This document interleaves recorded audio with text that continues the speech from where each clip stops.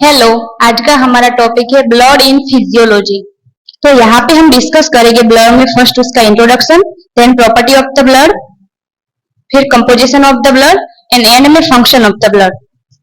First introduction, blood is a special connective tissue in a fluid form. तो यहाँ पे blood होता है वो एक स्पेशल कनेक्टिव टिश्यू है, किसके फॉर्म में? फ्लूइड फॉर्म में।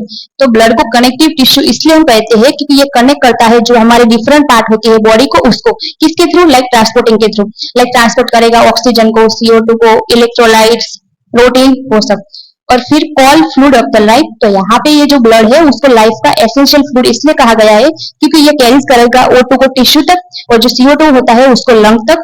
फिर यहाँ पे जो ब्लड है उसको लाइफ का एसेंशियल ग्रोथ फ्लूइड कहा गया है क्योंकि ये ट्रांसपोर्ट करेगा न्यूट्रिएंट को और हार्मोन्स को। और फिर एंड में यहाँ पे जो ब्लड है उसको हेल्थ का एसेंशियल फ्लूइड इसलिए कहा गया है क्योंकि ये प्रोटेक्ट करता है डिजीज को और रिमूव और करता है वेस्ट प्रोडक्ट को। तो फिर प्रॉपर्टी ऑफ द ब्लड। तो यहाँ पे ब्लड का कलर रेड होता है, ये तो हम सबको पता है, पर जो आर्टेरियल ब्लड होता है उसका ब्राइट रेड कलर होगा क्योंकि उसके अंदर ऑक्सीजन होता है वो मोर अमाउंट में होता है। और जो वेनस ब्लड होता है वो डार्क पर्पल कलर का होता है क्योंकि उसमें CO2 ज्यादा होता है।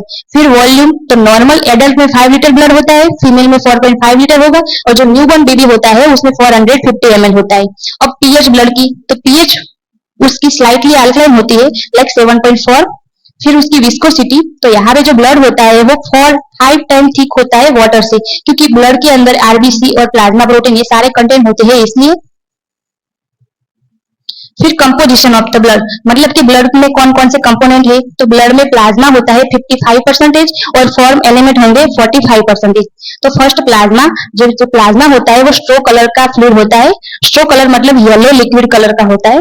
उसमें 91 से 92% तो वाटर ही होगा, 8 से 9% सॉलिड होगी, लाइक प्रोटीन, सॉल्ट्स, न्यूट्रिएंट्स और गैसेस होगा। तो हम यहाँ पे प्लाज्मा की कंपोजिशन देखते हैं। तो फर्स्ट प्लाज्मा में सॉलिड 7 to 8% होते हैं, फिर वाटर होता है 92 to 93% और गैसेस हो गए लाइक ऑक्सीजन, CO2 और नाइट्रोजन। तो यहाँ पे सॉलिड होते हैं उसमें दो तरह के होते हैं, ऑर्गेनिक सब्सटेंस और इनऑर्गेनिक सब्सटेंस। यहाँ पे जो इनऑर्गेनिक सब्सटेंस होते हैं वो like sodium, chloride, calcium, iodine, potassium, iron, copper और बाइकार्बोनेट। और जो ऑर्गेनिक सब्सटेंस होते हैं उसमें आता है first plasma protein. Plasma protein में लाइक एल्ब्यूमिन, ग्लोब्यूलिन, फाइब्रिनोजन, ये सारे प्रोटीन फैक्टर है। फिर आएगा एमिनो एसिड। एमिनो एसिड भी दो टाइप के होगी, essential amino acid and non essential amino acid. फिर कार्बोहाइड्रेट, कार्बोहाइड्रेट में लाइक ग्लूकोज। फिर फैट्स, उसमें ट्राइग्लिसराइड, कोलेस्ट्रॉल, फॉस्फोलिपिड। फिर इंटरनल सिक्रेशन, मतलब बॉडी अपने आप सिक्रेट करेगी लाइक हार्मोन्स। फिर एंटीबॉडी और एंजाइम, एंजाइम में like amylase, lipase, protease, transaminase, carbonic anhydrase, acidic phosphate, alkaline phosphate, ये जो सारे एंजाइम होते हैं वो भी ब्लड में होते हैं और उसमें भी प्लाज्मा में। नॉन प्रोटीन नाइट्रोजनस सब्सटेंस, यहाँ पे नॉन प्रोटीन नाइट्रोजनस सब्सटेंस मतलब ऐसे सब्सटेंस जो प्रोटीन की मेटाबॉलिज्म होती है उसके जो वेस्ट प्रोडक्ट होती है वो, मतलब उसमें प्रोटीन नहीं होगा, उसका जो वेस्ट प्रोडक्ट होता है वो होता है। तो like ammonia, creatine, creatinine, urea, uric acid and benzene, ये सारे। अब हम देखते हैं उसमें फॉर्म एलिमेंट्स कौन कौन से होते हैं।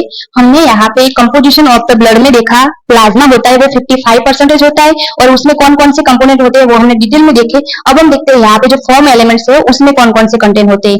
तो फर्स्ट उसमें होगा रेड ब्लड सेल, मतलब आरबीसी या इरिथ्रोसाइट, ये कैरी करेगा ऑक्सीजन को और CO2 को। फिर व्हाइट ब्लड सेल होगी, उसको हम बोलेंगे WBC या ल्यूकोसाइट, ये बॉडी को डिफेंस करेगा जो बाहर के माइक्रो ऑर्गेनिज्म होते हैं उससे। और फिर एंड होता है प्लेटलेट, उसको हम थ्रोम्बोसाइट कहेंगे, तो ये हेल्प करेगा क्लोटिंग में। अब पैक सेल वॉल्यूम, तो यहाँ पे जो पैक सेल वॉल्यूम है उसको हम हीमेटोक्रिट भी कहते हैं। यहाँ पे पैक सेल वॉल्यूम का मीनिंग होता है कि जो टोटल ब्लड में है उसमें कितने परसेंटेज आरबीसी प्रेजेंट है। तो नॉर्मल एडल्ट होते हैं उसमें जो टोटल ब्लड होता है उसमें से 45% आरबीसी होते हैं और 55% प्लाज्मा होता है और 1% में WBC, प्लेटलेट और वो सारे एलिमेंट्स हो गए। तो अब यहाँ पे हम देखते हैं सीरम वर्सेस प्लाज्मा का डिफरेंस। तो प्लाज्मा क्या होता है? फ्लूइड पार्ट होता है जिसमें अनक्लॉटेड ब्लड होगा, मतलब उसमें फाइब्रिनोजन होगा। और सीरम में क्या होता है कि प्लाज्मा विदाउट फाइब्रिनोजन, मतलब जब ब्लड क्लॉट होता है हो जाता है उसके बाद का जो फ्लूइड पार्ट होता है उसको हम बोलेंगे सीरम। तो यहाँ पे सीरम का मीनिंग वही हुआ कि जब प्लाज्मा से फाइब्रिनोजन है वो निकल जाता है तो उसके बाद का जो फ्लूइड बचता है उसको हम बोलेंगे सीरम। अब हम देखते हैं फंक्शन ऑफ द ब्लड। तो फर्स्ट ब्लड का फंक्शन न्यूट्रिटिव फंक्शन है क्योंकि ये कैरीज करेगा ग्लूकोज को, एमिनो एसिड को, लिपिड को, विटामिन को, और ये जो सारे कंटेनर होते हैं वो हमारी बॉडी के ग्रोथ के लिए एसेंशियल है। फिर रेस्पिरेटरी फंक्शन लाइक O2 को कैरीज करेगा लंग से टिश्यू तक, और जो CO2 होता है उसको कैरीज करता है ब्लड टिश्यू से लंग तक। अब उसका थर्ड फंक्शन है एक्सक्रीटरी फंक्शन। यहाँ पे एक्सक्रीटरी फंक्शन इसलिए है क्योंकि ये रिमूव करेगा वेस्टेज प्रोडक्ट को किडनी से, लिवर से या स्किन से ब्लड। किडनी से यूरिन के थ्रू रिमूव होगी वेस्टेज प्रोडक्ट, स्किन से पर्सपिरेशन के थ्रू, फिर ट्रांसपोर्ट करेगा हार्मोन्स को और एंजाइम को ब्लड, फिर रेगुलेशन करेगा वाटर बैलेंस एंड एक्सचेंज करेगा विथ टिश्यू फ्लूइड। तो यहाँ पे जो ब्लड होता है वो वाटर बैलेंस को रेगुलेशन कैसे करता है, समझ लो। ब्लड में क्या होता है, blood plasma, protein plus water. तो ये सारे कंपोनेंट की वजह से ब्लड में जो एम्पोटिक प्रेशर होता है वो बहुत इंक्रीज होता है।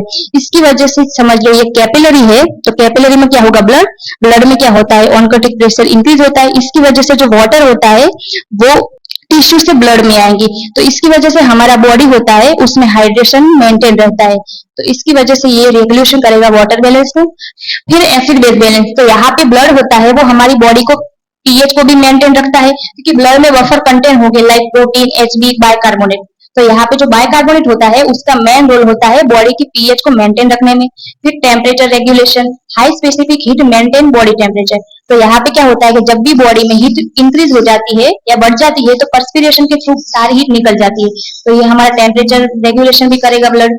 फिर स्टोरेज लाइक प्रोवाइड करेगा सप्लाई ऑफ द वाटर को, ग्लूकोज को, प्रोटीन को, इलेक्ट्रोलाइट को बॉडी के जो सारे सेल होता है उसमें, और वो जो सारे जो इलेक्ट्रोलाइट प्रोटीन होता है उसको ब्लड स्टोर भी करता है। अब डिफेंस रिएक्शन, तो ब्लड होता है उसमें न्यूट्रोफिल्स और मोनोसाइट हो गए, वो जो बाहर के माइक्रोब होते हैं उनको फैगोसाइटोसिस कर लेगी। फिर ब्लड में लिम्फोसाइट भी हो गए जो हमारी बॉडी की इम्यूनिटी होता है उनको मेंटेन रखते हैं। फिर इओसिनोफिल, तो यहाँ पे जो इओसिनोफिल होते हैं वो जो बाहर की जो एलर्जिक रिएक्शन आती है उसको भी कंट्रोल करेंगे। तो ये जो सारे प्रोडक्ट होती है ब्लड की वो डिफेंस रिएक्शन करेगी। तो इन पर समझ लो ब्लड होता है वो हमारा लाइफ का ट्रांसपोर्ट सिस्टम है, वो कैरीज भी करता है like O2, CO2। Blood protect भी करेगा जो बाहर के माइक्रोब है उसको, रेगुलेट भी करेगा टेम्परेचर को, वाटर को, एंड नरिश भी रखेगा हमारी जो होल बॉडी है उसको। तो यहाँ पे इसलिए ब्लड होता है उसको लाइफ ऑफ द फ्लूइड कहा गया है। Thank you friends.